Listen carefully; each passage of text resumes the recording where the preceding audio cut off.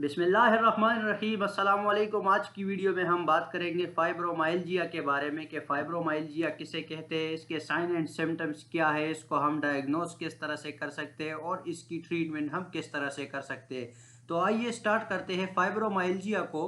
Fibromyalgia जो है तो ये एक ऐसी बीमारी है जिसमें आपके बॉडी के कई सारे पार्ट्स जो है तो वो उसमें पेन होने लगता है। यानी कि आपका तकरीबन पूरा का पूरा जिस्म जो है उसमें आपको सिवियर टाइप ऑफ पेन जो है तो वो फील होगा।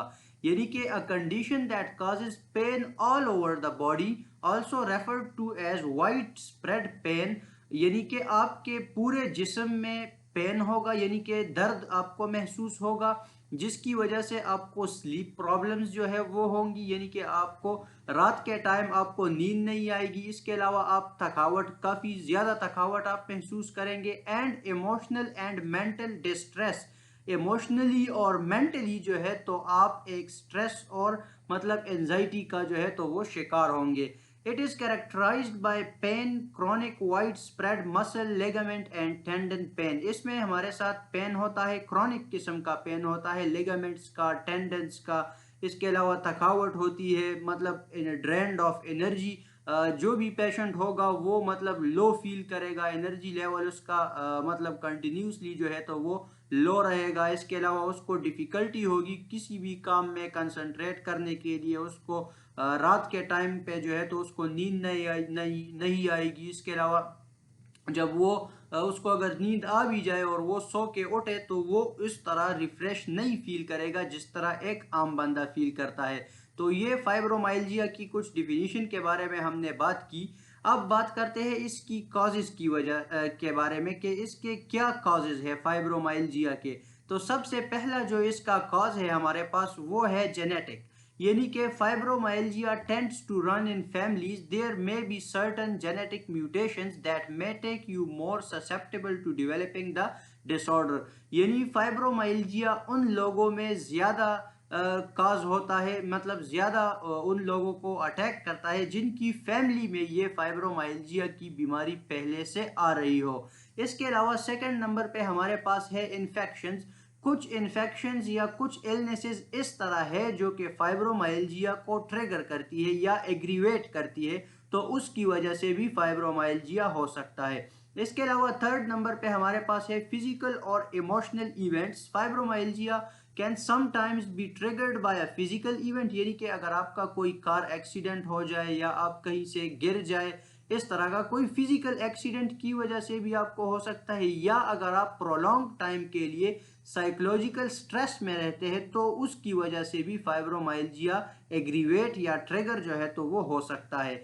और फीमेल्स में जो है तो ये फाइब्रोमाइल्जिया की जो डिजीज़ है ये फीमेल्स में ज़्यादातर कॉमन है as compare to mail.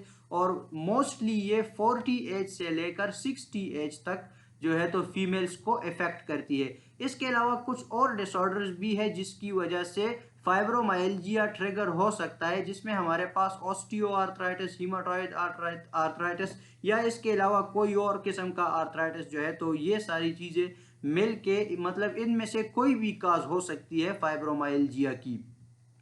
Symptoms की बात करते हैं कि जिस तरह मैंने आपको पहले भी बताया कि फाइब्रोमाइल्जिया में पेशेंट को जो है तो तकरीबन उसके पूरे के पूरे जिस्म में उसको काफ़ी सीवियर किस्म का पेन फील होगा, स्टिफनेस उसको फील होगी, उसको नींद नहीं आएगी, मतलब वो थकावट महसूस करेगा, उसकी जो सॉफ्ट टिश्यूज़ है यानी और ख़ासकर उसके जो हैंड्स है उसमें उसको स्वेलिंग हो जाएगी सॉफ्ट टिश्यूज़ की। इसके अलावा नमनेस इन द एक्सट्रीमिटीज़, यानी कि उसको नमनेस फील होगी। इसके अलावा हेडेक, उसके सर में दर्द होगा, रेस्टलेस लेग सिंड्रोम भी इसमें हो सकता है।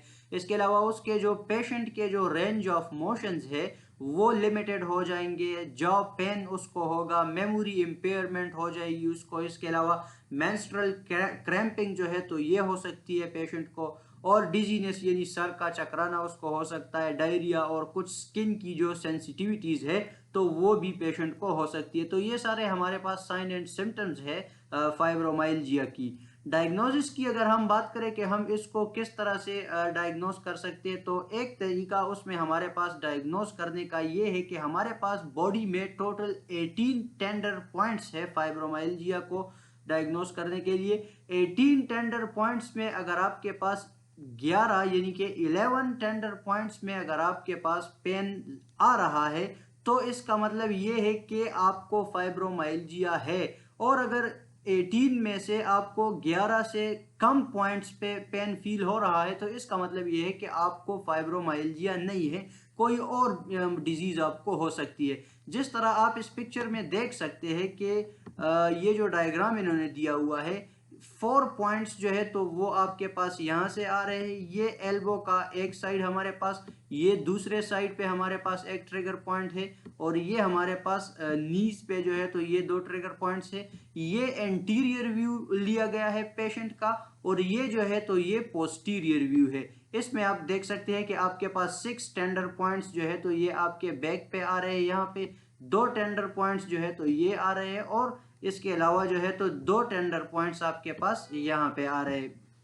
तो इन टोटल 18 टेंडर पॉइंट्स में अगर 11 पे आपको पेन फील हो तो इसका मतलब ये है कि आपको आपका जो फाइब्रोमाइल्जिया है वो पॉजिटिव है। और अगर आपके पास 18 में से 11 से कम आपके पास टेंडर पॉइंट्स पे पेन आ रहा है तो इसका मतलब ये है कि ये फाइब्रोमाइल्जिया नहीं है, ये कोई और डिजीज जो है तो वो हो सकती है।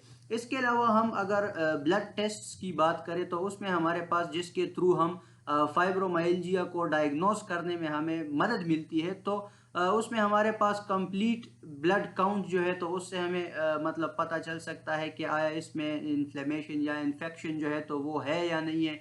इसके अलावा एरिथ्रोसाइट सेडिमेंटेशन रेट हमारे पास इसमें इंक्रीज शो होगा, और हीमाटोइड फैक्टर टेस्ट जो है तो वो भी हम इसमें कर सकते हैं। इसके अलावा थायराइड फंक्शन टेस्ट हम करते हैं, एंटी न्यूक्लियर एंटीबॉडी और सीलिएक सीरियोलॉजी के टेस्ट हम कर सकते हैं। इसके साथ विटामिन डी के जो टेस्ट है, तो इन सारे टेस्ट्स के थ्रू जो है तो हम ये डायग्नोस कर सकते हैं कि आया ये फाइब्रोमाइल्जिया है या नहीं है।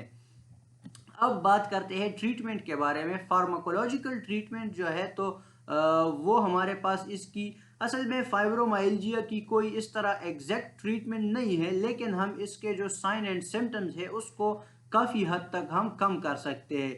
तो हम इसको पेन को कम करने के लिए उसको हम एनसेड्स दे सकते हैं, यानी कि non steroidal anti inflammatory drugs दे सकते हैं। इसके अलावा स्टीरॉयडल एंटी इन्फ्लेमेटरी ड्रग्स दे सकते हैं उसको, और एंटी डिप्रेसेंट ड्रग्स हम उसको दे सकते हैं पेशेंट को, क्योंकि वो एक साइकोलॉजिकल स्ट्रेस का भी मतलब वो शिकार होते हैं। इसके अलावा एंटी सीजर ड्रग्स जो कि मतलब एपिलेप्सी में ज़्यादातर यूज़ होते हैं, लेकिन in reducing certain type of pain में भी जो है तो वो हमारे पास हेल्प करते हैं। जिस तरह हमारे पास गैबापेंटिन जो है तो is sometime helpful in reducing fibromyalgia symptoms.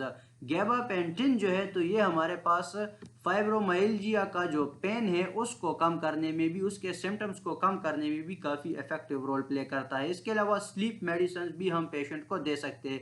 तो ये फार्माकोलॉजिकल ट्रीटमेंट हुआ। अब आते हैं नॉन फार्माकोलॉजिकल ट्रीटमेंट की तरफ कि फिजिकल थेरेपी में हम उसको पेशेंट को क्या दे सकते हैं। तो फिजिकल थेरेपी में हम उसको स्ट्रेचिंग एक्सरसाइजेज दे सकते हैं।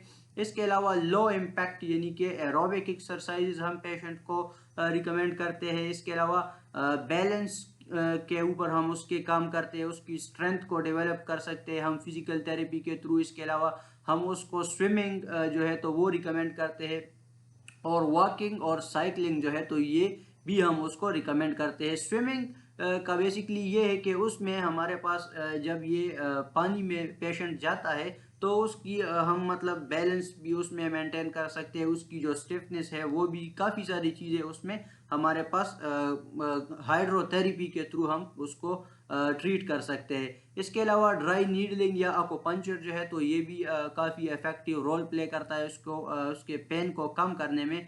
और पेशेंट की जो पोस्चर के बारे में एजुकेशन है या उसको जो साइकोलॉजिकली हम मतलब उसको डील करते हैं तो वो हमारे पास पेशेंट एजुकेशन में आ जाता है। इसके अलावा हम उसको ऑक्यूपेशनल थेरेपिस्ट के पास भी रिकमेंड कर सकते हैं, क्योंकि कुछ चीज़ें ऐसी होती है जिसका काम ऑक्यूपेशनल थेरेपिस्ट के साथ होता है, तो वो भी इसको डील कर सकते हैं।